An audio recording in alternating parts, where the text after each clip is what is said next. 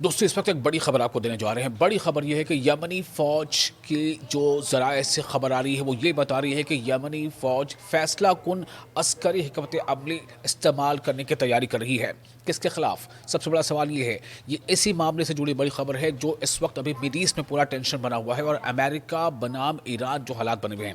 اگر اس بار جنگ چھڑتی ہے تو یہ معرکہ طاقت کے توازن کو مکمل طور پر بدل دے گا، جس میں چونکا دینے والے اور خوفناک آپشنز شامل ہوں گے۔ یہ یمنی ذرائع سے یعنی یمن کے ذرائع سے خبر سامنے آ رہی ہے اور ایک دو ٹوک انتباہ اس میں دیا گیا ہے۔ یمن کی جانب سے سخت اور غیر متوقع سرپرائز آنے والے ہیں۔ یہ سرپرائزر ہوں گے۔ آپ کو یاد ہے نا کہ یمنی فوج نے کس طرح سے بحر احمر یعنی ریڈ سی میں اپنی طاقت کا احساس کرایا تھا، اور اسی سے جڑے ایک اور اہم خبر آپ کو دینے جا رہے ہیں۔ وہ خبر یہ ہے کہ ایران پر حملے کے خلاف سابق برطانوی بحری کمانڈر نے وارننگ دی ہے۔ جی ہاں، یہ برطانوی بحری کمانڈر ہے یعنی نیول، اور یہ بحری کمانڈر ہے، انڈین نیوی کے کمانڈر ہیں۔ ان کی وارننگ ہے ایران پر حملے کے خلاف۔ ان کا کہنا ہے کہ ایران پر اگر حملہ کیا گیا تو یہ کسی بھی صورت میں جو اٹیکر ہیں یعنی امریکہ، اس کے لیے بالکل یہ سود مند ثابت نہیں ہوگا۔ یہ ایک بہت بڑا جو اس میں ڈیولپمنٹ ہے۔ بحر احمر کا تجربہ ابھی ذہنوں میں تازہ ہے لوگوں کی۔ آپ کو یاد، بحر احمر مطلب ریڈ سی۔ آپ کو یاد ہوگا کہ ریڈ سی پر کس طرح سے لگاتار جب یمن کے حوثی باغیوں نے، یہاں تو معاملہ تو صرف یہ تھا کہ یمن کے جو حوثی فائٹرز ہیں انہوں نے اسرائیل کو ٹارگٹ کیا تھا، لیکن ابھی خبر یہ آ رہی ہے کہ یمنی جو فوج ہے وہ بھی، اور یمن کے حوثی فائٹرز، انہوں نے کھلی وارننگ دی ہے کہ اگر ایران پر حملہ ہوتا ہے تو اس کے پاس کوئی آپشن نہیں بچے گا سوائے یہ کہ پوری طرح سے وہ اس جنگ میں کود جائے اور وہ امریکی مفادات کو لگاتار نشانہ بنائے گا۔ آپ دیکھ چکے ہیں کس طرح سے حوثی فائٹرز نے نشانہ بنایا اس سے پہلے بھی ریڈ سی پر۔ حالات یہاں تک پیدا ہو گئے تھے کہ امریکہ کو یمنیوں سے یعنی کہ حوثی فائٹر سے سیز فائر کرنا پڑی تھی، بات چیت کرنا پڑی تھی، اور بات چیت کر کے سیز فائر کرنے کے بعد اسے ایک طرح سے منانے کی کوشش کی گئی تھی، منانے کی پہل کی گئی تھی، چونکہ اس سے پہلے جتنے بھی اس ریڈ سی سے بڑے بڑے جو کارگو شپس گزر رہے تھے اسے یمنی نے اور حوثیوں نے نشانہ بنایا تھا، اور اس میں کافی بڑا نقصان ہوا تھا اسرائیل کا۔ اسی طرح سے یہ جو خبر ابھی آپ کو بتا رہے ہیں کہ اس بار نہ صرف یہ کہ یمنی بلکہ اس کے ساتھ ہی جو لبنان سے حزب اللہ، عراق کے بھی کئی ایسے فائٹر گروپس ہیں جنہوں نے سیدھے طور پر کہا ہے کہ اگر مڈل ایسٹ میں اگر کسی بھی طرح سے امریکہ نے ایران پر حملے کی کوشش کی یا حملے کا آغاز ہوا تو پھر وہ تمام تنظیمیں جو ہے، وہ تمام سنگٹھن ہیں، وہ بنا یہ بات مطلب ذہن میں رکھے کہ وہ کس کے ساتھ ہیں کس کے ساتھ ہیں، ان کا سیدھا حملہ یہ ہوگا کہ جو اٹیکر کنٹری یعنی امریکہ، اس کے خلاف ان کی ہر کوشش ہوگی۔ اور اس پر یہ بات ثابت آ جانا جو میں نے آپ کو پہلے بتایا کہ برطانیہ کے سابق جو نیوی کے کمانڈر رہ چکے ہیں وہ اس پر خاص طور سے انتباہ دے رہے ہیں، وارننگ دے رہے ہیں کہ اگر ریڈ سی میں یعنی وارننگ اس طرح سے بحر احمر میں کسی بھی طرح کا کوئی اٹیک کیا گیا تو یہ جو ہے ایران کے خلاف یہ جو حملہ ہے وہ دنیا کو کافی مہنگا پڑ سکتا ہے۔ میں اس کی پوری تفصیل آپ کو بتاؤں گا۔ پہلے آپ کو یہ بتا دیں کہ امریکہ نے جو حوثیوں کے ساتھ معاہدہ کر رکھا ہے وہ معاہدے کی پوری تفصیل کی ہے۔ آپ کو یاد ہوگا مئی 2025 کو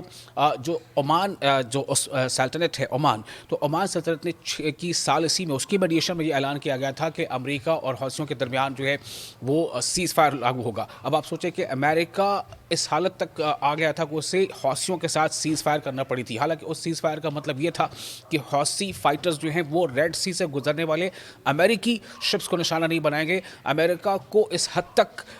جھکنا پڑا تھا کہ حوثیوں سے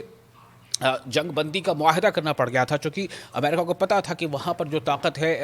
حوثیوں کی وہ زبردست ہے، اور بغیر ان کو منائے وہ اپنے مفادات کو تحفظ فراہم نہیں کر سکتا۔ یہی وجہ ہے اب آپ سوچیں کہ اسی حوثی فائٹرز گروپس نے اور یمنی فوج نے باضابطہ یہ کہہ دیا ہے کہ اگر حملہ ہوتا ہے ایران پر تو وہ ہر طرح سے اس کا سامنا کریں گے، یعنی کہیں نہ کہیں وہ ایران کے حق میں اپنی آواز بلند کر رہے ہیں۔ تو وہ جو امریکہ کے ساتھ معاہدہ ہوا تھا، معاہدے کے مطابق دونوں فریق ایک دوسرے کو نشانہ نہیں بنائیں گے، خاص طور پر بحر احمر یعنی ریڈ سی اور باب المندب میں امریکی اور تجارتی جہازوں پر حملے نہیں کریں گے۔ یہ اس وقت معاہدہ تھا، لیکن اب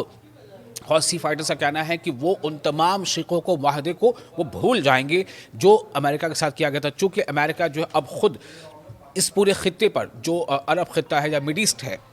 جسے ہم مڈل ایسٹ کہتے ہیں یا مدھیہ پورو کہتے ہیں، اس خطے پر امریکہ حملہ ور ہوا ہے۔ اس معاہدے کے تحت امریکہ نے حوثیوں کے خلاف فضائی حملے اور بمباری روک دی، خاص طور پر وہ حملے جو امریکی یا غیر ملکی جہازوں کو نشانہ بنانے کے جواب میں کیے جا رہے تھے۔ لیکن حوثیوں کے وعدے کیا تھے؟ حوثیوں نے اس بات کی ضمانت دی کہ وہ امریکی بحری جہازوں یا امریکی اہداف کو نشانہ نہیں بنائیں گے، جس کے نتیجے میں امریکہ نے اپنی عسکری کارروائیاں معطل کر دی تھی۔ تو یہ مکمل جنگ بندی نہیں تھی، اور اب اسی حوثی فائٹرز نے جن کے لیے امریکہ جو ہے جن سے سیز فائر کرنے پر، معاہدہ کرنے پر مجبور ہوا تھا، اب انہوں نے واضح کر دیا ہے کہ یہ معاہدہ اسرائیل کے خلاف کارروائیوں یا دیگر غیر امریکی اہداف پر لاگو نہیں ہوتا۔ یعنی انہوں نے صرف امریکی اہداف کو نشانہ نہ بنانے پر رضامندی ظاہر کی، جبکہ دیگر محاذوں پر کارروائی جاری رکھنے کا عندیہ دیا تھا۔ یہ ماضی کی بات بتا رہا ہوں آپ کو، لیکن اب وہ کھلے طور پر کہہ رہے ہیں۔ اب آپ سوچیں کہ ایران پر حملے کے خلاف سابق برطانوی بحری کمانڈر کی وارننگ ہے، وہ کیوں؟ وہ کیا کہہ رہے ہیں؟ ان کا کہنا ہے کہ بحر احمر یعنی ریڈ سی کا تجربہ ابھی ذہنوں میں ہے، یعنی وہ یہ یاد دلا رہے ہیں دنیا کو کہ ریڈ سی میں جو حملے ہوئے تھے حوثیوں کی جانب سے یا یمنی فوجوں کی جانب سے، اس کو نہیں بھولنا چاہیے، اور اگر ایران پر حملے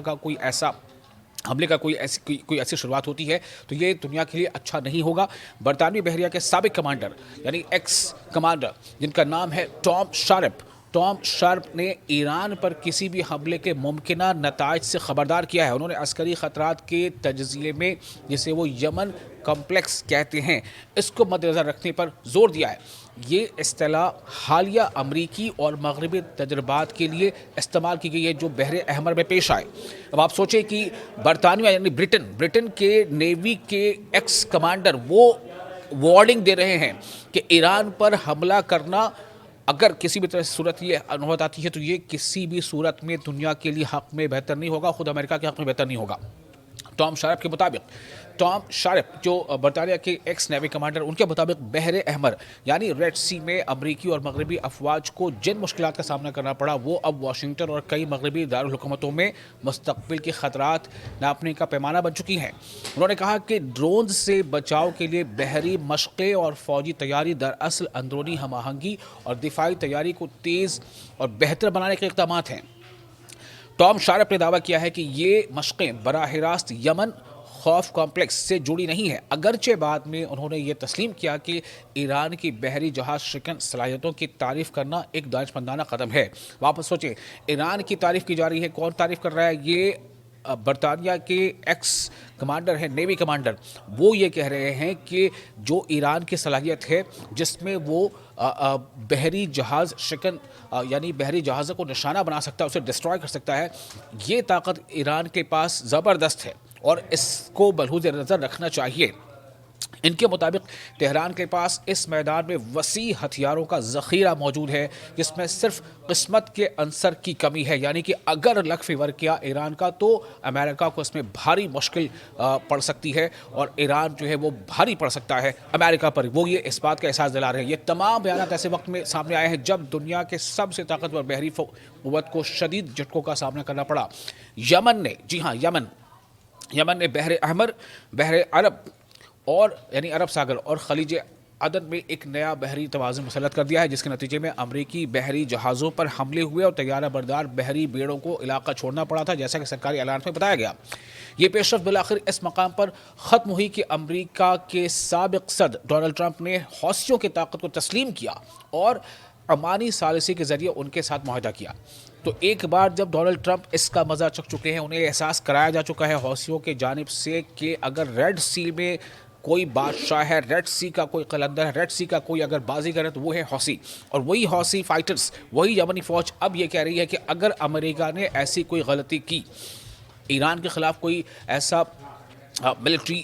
سٹیپ لیا تو یہ امریکہ کو بھاری پڑ سکتا ہے۔ اور اسی بات کی طرف اشارہ کون کر رہے ہیں؟ ٹام شارپ، جو برطانیہ کے سابق نیوی کمانڈر ہیں، وہ یہ کہہ رہے ہیں کہ ایسا جوخم اٹھانا کسی بھی ملک کو کافی بھاری پڑ سکتا ہے اگر وہ سمندر میں ایران سے ٹکراتا ہے،